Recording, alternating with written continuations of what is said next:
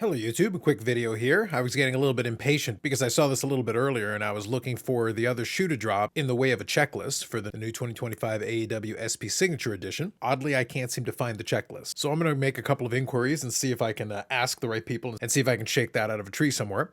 Regardless, I do want to show you that on the Upper Deck Facebook page, they've shown some images that are actual live cards. And that's usually one of the last steps before the product is going to release, which means it sounds like, based on all the indicators here, minus the checklist, which again, we'll look into. And if I do find the checklist and we have a chance to go over it a little bit, then I'll do either a separate video, or if I just find a link somewhere, then I'll try to make a post on the channel just so that I can link to it and you can take a look at it for yourself. But regardless, we have the indicator here that would suggest that we're probably going to get the release of this on time, which would mean next week for release. So that's good news. So I'll probably make sure my pre-order is already all set up, and then we'll see if we can get a box or two to open up on the channel on release day. So let's take a look at some of the cards that are shown here in the image gallery. And the first of them is the authentic signatures, which actually I thought was a pretty good looking. It's a clean design.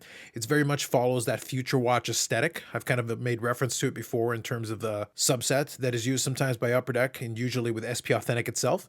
And this is a Julia Hart example here. And I actually do like the image here selected. Unfortunately, Julia Hart's autograph is kind of disintegrated a little bit. If you go back to some of the previous issues, there's been some better autographs for Julia, but regardless, the overall look of this card, I actually think it actually turns out pretty well. And I think we've got another example here that we'll be able to look at in a second. So we'll go through the gallery here and get a bit of a look at it. Next one here is a signature quad, which is a pretty good combination here. We've got MJF, Swerve Strickland, Bryan Danielson, and Jon Moxley. 3 out of 4 of them are currently still active on television, kind of running their own storylines.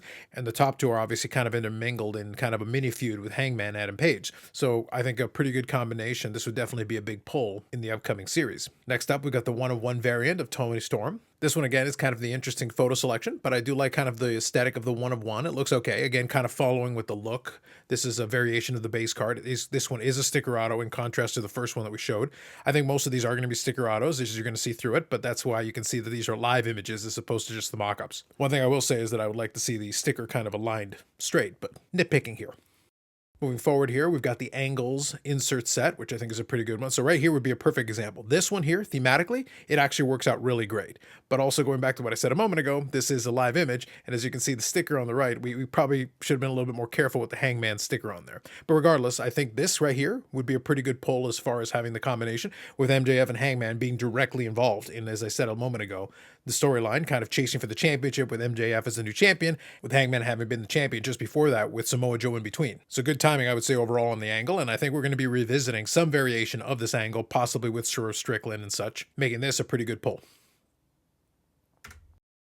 Next up here is the Incredible, which I looked at in the previous. With the mock-up, it looked like it was going to be pretty good, and I do kind of like the way this one has turned out. So number one, I like that it's on card. That's great. And I do kind of like the way they used an action shot in the background with the headshot directly up front. And we're going to have another example of that. So this one's an Incredible out of 99. I like it. Kyle Fletcher here in this one. I think this one works pretty well. Then going here, we got the Harley Cameron out of 15. Same kind of thing as the Tony Storm one, but this is the out of 15 variant. So pretty straightforward, kind of a gold version of this one. Here we've got another one of the AEW autographs. So I believe that a lot of these are kind of being intermingled and sprinkled through the different series, because we've kind of seen this already a couple of times.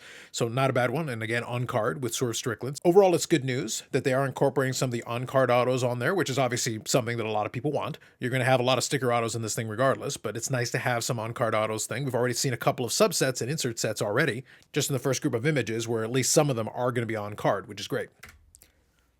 Here's the Darby Allin 1-of-1. I would like to have had a little bit of a mix with some of the other inserts as well, but regardless, we're seeing some of the 1-of-1s here. I know a friend of mine who collects Darby Allin. This would be crossing your fingers and trying to pull it. But again, with the box price being kind of reasonable, this might actually give people a chance to at least make a chase for it. Remember, though, it is 3 cards per box, so it is a more reasonable box price, but you are kind of paying a fair bit per card, so it kind of evens out in the wash, but you are getting an autograph in every box, which I guess is going to be an opportunity for us to see if people really wanted that trade-off, because now you've been asking for the 1 card per box thing, and you've got it. And the box price itself is actually pretty reasonable, but you're not getting a ton of cards in a box. So you do have a little bit of a trade-off going on there. But this would be a pretty good pull as well. And Darby is kind of winding in storyline-wise to kind of close off his story with the Death Riders. And then it'll be kind of interesting to see if he ends up back in the World Championship mix or if he ends up doing something else in the next little while. So this set is coming out at kind of an interesting time, as some of these characters that are being showcased here are actually starting to have some things to do. So it's going to be interesting to see how this plays out. Following up on the previous here, we got Timeless Tony Storm and Megan Bayne. So right here, this one is good from the perspective, obviously, Tony Storm is always going to be a pretty good draw, but then Megan Bayne is kind of an interesting spot where you're going to have to kind of see what you want to do with her. And you did have a brief angle where the two of them were competing against each other. It would be interesting to revisit this. This would be something that I'd be interested in seeing happen again in storyline-wise as far as the show itself. Regardless, though, this is kind of the first set where we're going to start getting some more Megan Bayne cards, which I think will be a good introduction to it and offer another person that people can chase after and pull. Here's a Pac 1-of-1 to kind of follow up with the other ones. Again, not a lot of variety in the examples that are being shown because we're kind of seeing the 1-of-1s and some of the variants. But regardless, I think good photo selection with some of the ones that we've seen so far. And then here is another authentic signatures. Again, I kind of like the design of this. It turns out to be pretty clean. And a good photo selection here with Sky Blue. I think this one would be a pretty popular one for folks to find and chase after. And if you're noticing, a lot of blue Sharpies. It's a lot of blue Sharpies on the stickers and on the on-card as well.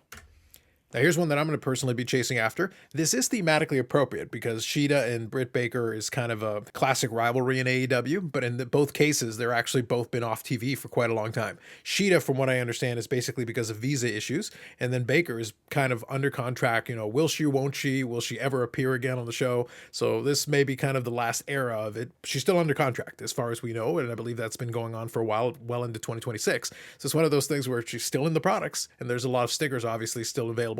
But regardless, this one thematically makes a lot of sense. Like if you're kind of a fan of AEW going back years, this was a rivalry there kind of included in the earlier days of it. So kind of an appropriate one and homage to that earlier era of the AEW women's division. And then here's the Chris Statlander one. I think actually this one works out pretty nicely. In this case, obviously the image hasn't been fully updated to kind of what Statlander's doing currently, but I do think this one actually still works out pretty well because you got the headshot front and center and then the action shot in the background. And if you can check it out there, you've actually got Statlander with Willow Nightingale. And I can't tell who the third person is. It might be Tony Storm. It might be somebody else. I'm not sure. But regardless, it is a pretty good action shot included, and Aubrey Edwards is kind of a bonus. So you got 4 people in the background shot there, and then obviously the on-card auto kind of pops with the black and white. It is a good move to fade it out a little bit because it helps it be a little bit more visible. I think that's actually a pretty good looking card. It works pretty well in terms of the incredible, and that's kind of one of the things I was hoping for when we saw the mock-ups. I was curious to see how it would be executed, and these actually look pretty good from the 2 examples we've seen. Here we've got another signature quad. Now this one's Swerve Strickland, Will Ospreay, Cope, and Orange Cassidy. Ospreay's going to be out for a while, but still, I think this would be a pretty good draw in terms of you're still got some good star power here. Now this one here is another sneaky one as far as that angles is concerned, because you got the Kenny Omega and Okada, kind of their background history. They have had a match in AEW, but obviously the rivalry kind of goes back to Japan, and this is actually a really good combo, a good choice. If you're going to put something like this on the checklist, this is a good combo. Kind of similar to the Shida and Britt Baker. If you're going to have, you've got a few options, but having that particular combo kind of works, and then with Okada and Omega here, this one would definitely be a good chase. So if you're a big fan of the rivalry, this is a nice one. And then probably down the road, we may get another match between the two, so it's kind of thematically appropriate. Signature duels, Bobby Lashley and Shelton Benjamin. So you got kind of a tag team thing going on. I think Lashley's going to be out for a little bit, so kind of bad timing on this one. But for the most part, maybe Benjamin will be doing something. So kind of a good combo, at least since they've been a tag team. Now here's the third of these that really stands out as kind of being an excellent combination. Because right here you got another Hangman Page, but this one was Swerve Strickland. Again, they had a great rivalry there and a bunch of great matches. So thematically, and they're both kind of hanging around the world title picture right now, so thematically this one works as well. I will say, obviously, we got to take a closer look once we get a chance to look at the checklist, but so far, I like a lot of the choices being made in this angles insert set. Duels here, Samoa Joe and Hook, which is actually thematically appropriate. One thing that I've talked about in the past with a lot of the AEW sets is sometimes because of the lead time, by the time you get to the set out the door, a lot of the combinations don't necessarily make any sense anymore. This one has actually been pretty good so far from the ones we've seen for the combination actually still making sense, at least from an angle or rivalry or storyline perspective.